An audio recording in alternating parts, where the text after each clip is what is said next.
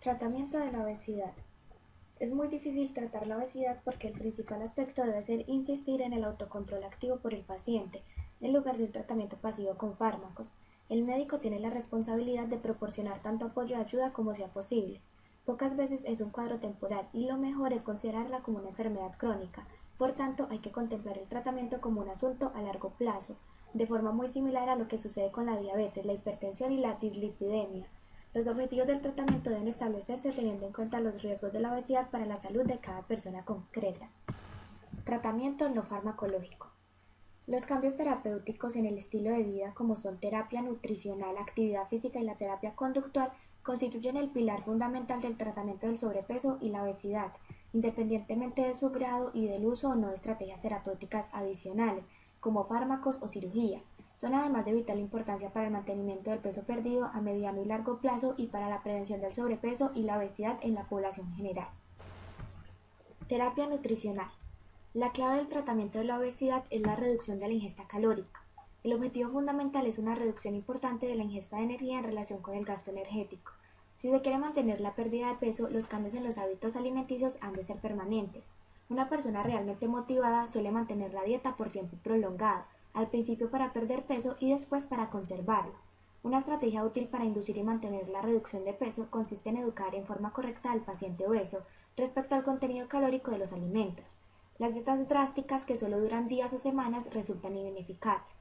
Dada la necesidad de una dieta a largo plazo, esta debe ajustarse a los gustos y costumbres de las personas. La velocidad de la pérdida de peso con una ingesta calórica determinada depende del índice de gasto energético. La dieta debe ser nutricionalmente apropiada. Actividad física. Las personas obesas tienden a ser inactivas. En consecuencia, es importante aumentar su actividad y de este modo su gasto calórico total.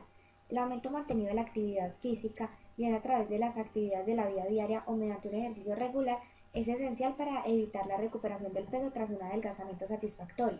Es necesario enseñar a los enfermos el número aproximado de calorías que se gastan sobre el nivel basal en las diferentes actividades.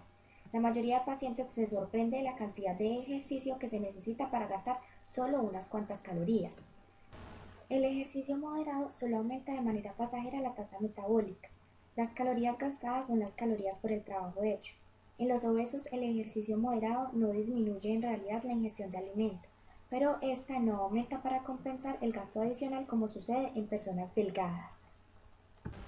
Terapia conductual. Los principios de la modificación de la conducta constituyen las bases de muchos programas actuales de adelgazamiento. Los pacientes que no son capaces de cambiar sus hábitos de alimentación o de actividad por sí mismos o con un asesoramiento informal en la consulta pueden acudir a un terapeuta conductual. Los objetivos de la modificación de la conducta son ayudar a los pacientes para que modifiquen los hábitos de alimentación, actividad y pensamiento que los predisponen a la obesidad. Estos objetivos se centran en conseguir resultados concretos relativos a los hábitos de alimentación y actividad buscando las vías específicas para lograr estas metas. Estas vías pueden ser la identificación y eliminación de los obstáculos que se oponen al desarrollo de mejores hábitos de alimentación y actividad.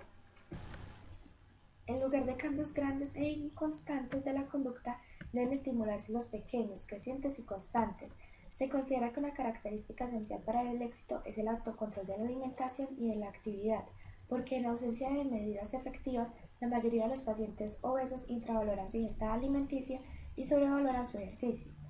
Para ayudar a los pacientes a superar los procesos de pensamiento que pueden conducir al fracaso de un programa de control del peso, se ha introducido la reestructuración cognitiva en la que se les enseña a identificar, a enfrentarse y a conseguir los pensamientos autofrustrantes. En las técnicas de modificación de la conducta, el paciente debe, en primer lugar, reconocer qué alimento le conviene comer y en qué cantidad como base para cambiar esa conducta. En ese proceso de reeducación se llevan diarios cuidadosos acerca de la ingestión de alimento. El paciente no solo anota lo que come, sino en dónde, con quién, cómo, sus sentimientos y su grado de apetito. Estos diarios se analizan y se comentan las densidades de nutrimentos de alimentos. Se sugieren unas modalidades de alimentación, que incluyen no comer entre comidas, comer siempre en la mesa, solo 3 veces al día, vigilar las raciones de alimentos que se ingieren, no llevar a cabo otras actividades cuando se come y comer con lentitud y con concentración. La modificación de la conducta también trata de controlar los estímulos y la atención ambiental. Del tratamiento de modificación de la conducta suele realizarse en grupos, con pláticas continuas entre el guía del grupo en capacitación, ya sea psicólogo, nutriólogo, médico y los otros miembros del grupo y el paciente. Tratamiento farmacológico. Por desgracia, el tratamiento farmacológico de la obesidad rara vez resulta eficaz. Aunque produce beneficios a corto plazo, la pérdida de peso así inducida suele asociarse a rebotes con nuevos aumentos cuando aquellos se interrumpen. Se han utilizado medicamentos para el control de peso, como coadyuvantes a corto plazo de la dieta y el ejercicio, pero su uso prolongado ha sido desalentador, debido a sus pequeños efectos en la pérdida o los efectos secundarios adversos. El manejo farmacológico de la obesidad en este momento está prácticamente limitado al uso de Orlistat, pues es la única molécula aprobada por la Administración de Alimentos y Medicamentos de los Estados Unidos, FDA, para su uso a largo plazo. Su mecanismo de acción es disminuir la absorción de la grasa a nivel intestinal, alrededor de 30%, engañando a la lipasa pancreática encargada de digerir la grasa para poder ser absorbida y pasar a la sangre, y por ende a todo el organismo.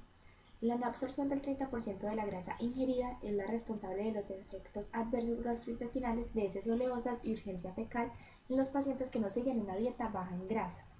En cuanto a seguridad, se han publicado hasta el momento alrededor de 13 casos de hepatitis en pacientes que tomaron Orlistat entre 1999 y el 2009, aunque no se ha demostrado una clara relación causa-efecto. Todos los demás medicamentos antiobesidad que hemos tenido en el pasado remoto y reciente han sido retirados del mercado por orden de la FDA en Estados Unidos o por la EMA en Europa.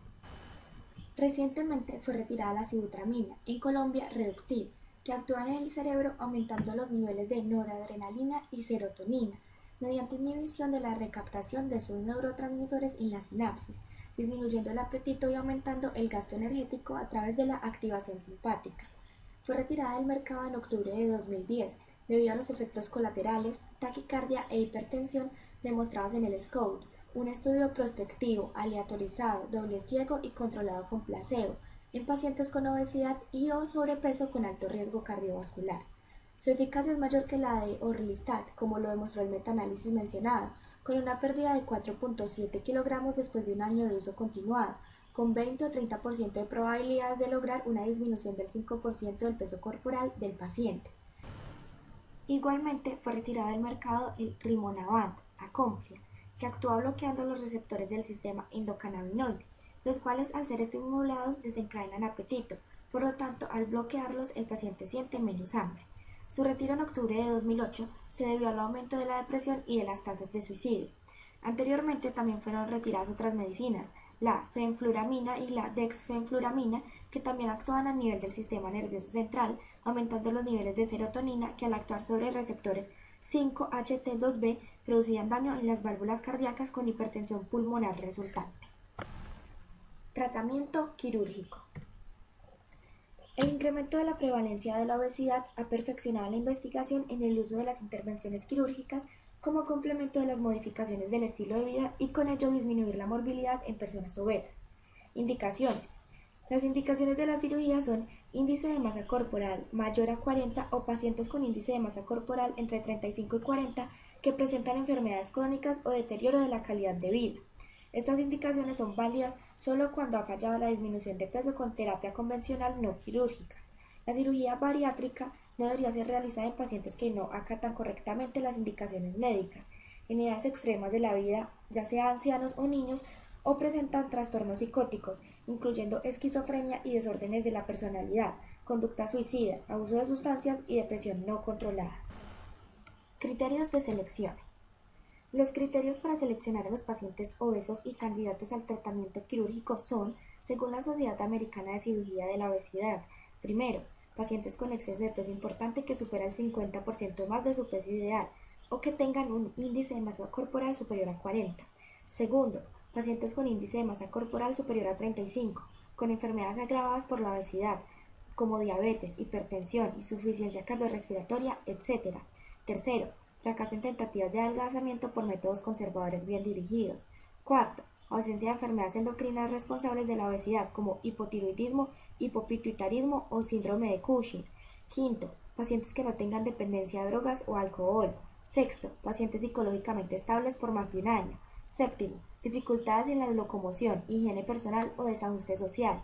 Octavo, comprensión de la intervención y aceptación de sus ventajas, riesgos y consecuencias. Y noveno, actitud positiva hacia la cirugía y el seguimiento posoperatorio, que no será menor a 4 años. Si un paciente obeso, candidato al tratamiento quirúrgico, presenta alguna o varias de las siguientes condiciones, las mismas funcionan como criterios de exclusión para la cirugía. Neumopatías graves como enfisema o antecedentes de embolia pulmonar, insuficiencia cardíaca o renal, cirrosis hepática, alteraciones psiquiátricas o bajo coeficiente intelectual, embarazo o dependencia a drogas o alcohol. La cirugía obtiene los mejores resultados en el tratamiento de la obesidad mórbida cuando es realizada por cirujanos expertos en el tema y los pacientes cumplen las indicaciones postquirúrgicas. Es muy importante que ellos sean capaces de tolerar los cambios de hábitos alimentarios. Se disminuye muchísimo la cantidad y calidad de alimentos ingeridos, además de las alteraciones somáticas resultantes de la operación.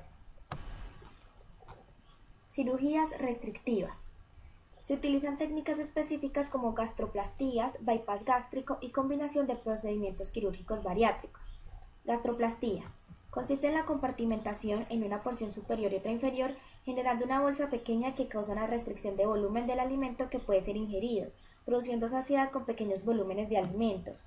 Una banda o anillo es usualmente colocado cerca del extremo distal de la bolsa. Esta es una restricción permanente.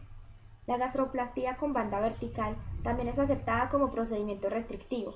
Algunas de sus variantes, como el agregado de anillo de Silastic, presenta varios problemas como la estenosis de la bolsa, recuperación de peso y vómitos frecuentes. Requiere reintervención en el 20 o 40% de los casos. Bypass gástrico en jet de Roux. Consiste en formar una bolsa de 30 mililitros o más pequeño en el cardias del estómago. Provee una mayor pérdida de peso, pero presenta problemas posoperatorios como anemia perniciosa, deficiencia de hierro y vitamina B12, dumping, úlceras gástricas, deficiencia de otras vitaminas y minerales y malnutrición proteica. Este procedimiento es considerado como el gold estándar en la cirugía de la obesidad. Procedimientos malabsortivos. Constituyen los procedimientos bariátricos malabsortivos bypass yeyuno ileal. Cortos segmentos de yeyuno e ilion son usados para la absorción de líquidos y alimentos. El 95% del intestino remanente es bypasseado. Las complicaciones incluyen diarrea incontrolada, deficiencia de vitaminas y minerales, y el intestino desfuncionalizado se coloniza con bacterias que se absorben a la circulación portal, causando fallo hepático y otras complicaciones. Bypass gástrico en Y de Roux. La configuración anatómica del bypass gástrico de Roux distal es diseñada para limitar la absorción de nutrientes por acortamiento del intestino disponible para la absorción. Pacientes con índice de masa corporal de 35 a 50 tienen un 93% de éxito, pero en individuos con índice de masa corporal mayor a 50 la tasa de éxito se reduce al 57%. Desviación biliopancreática o procedimiento de Scopinaro. Consiste en resecar el estómago para que contenga una capacidad de 200 a 500 mililitros y realizar un bypass de todo el intestino delgado excepto 200 a 250 centímetros finales. Reportan 75% de éxito. Procedimientos laparoscópicos. Todos los procedimientos anteriores producen significativo descenso de peso, pero con elevada morbilidad perioperatoria, con el 1% de mortalidad y una recuperación prolongada. Un método de fácil uso y con menor incidencia de complicaciones son los métodos bariátricos laparoscópicos. En estudios comparativos de la cirugía de bypass gástrico en Y de Roux abierta contra la laparoscópica encontraron que esta última, el tiempo operatorio y la hospitalización es mucho menor con respecto al índice de complicaciones, y en la pérdida de peso no encontraron diferencias.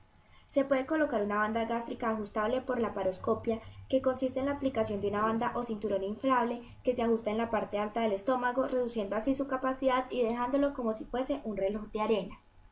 La diabetes y la presión intraabdominal elevada, al igual que otras morbilidades asociadas a la obesidad, pueden mejorar después de la cirugía bariátrica. La hipertensión arterial, la esofagitis por reflujo, apnea del sueño, la función pulmonar, la producción de hormonas sexuales, hirsutismo, amenorrea, infertilidad, como así también los dolores articulares y la lumbalgia.